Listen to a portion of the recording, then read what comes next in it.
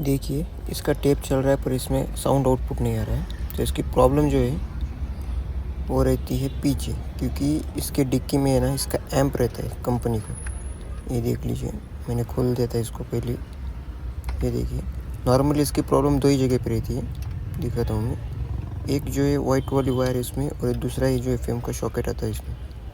अगर इसमें लाइट आ रही है तो बस आपको इसको लगा के देखना है कि इसका आउटपुट में लाइट आ रही है क्या, लेज़र आती है। अगर वो आ रही है तो आपका एम्प ओके है, इसको कुछ भी करने की ज़रूरत नहीं। पर प्रॉब्लम क्या है कि हमारा एम्प चल नहीं रहा है। हमने जब ये सॉकेट लगाया तो इसमें से लेज़र का आउटपुट नहीं आ रहा था। देखिए 1 मिनट में दिखाता हूँ।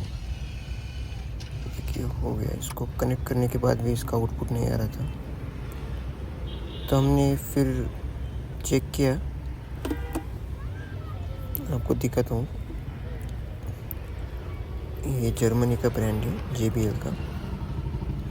आपको इसको खोलने से पहले दोनों पैनल खोलने पड़ेंगे, बाद में आपका एम्प बाहर आएगा। हर गाड़ी का अलग अलग जगह होता है। देख लीजिए, टेप चल रहा है पर कोई वॉल्यूम नहीं आ रहा है इसका, देख लो।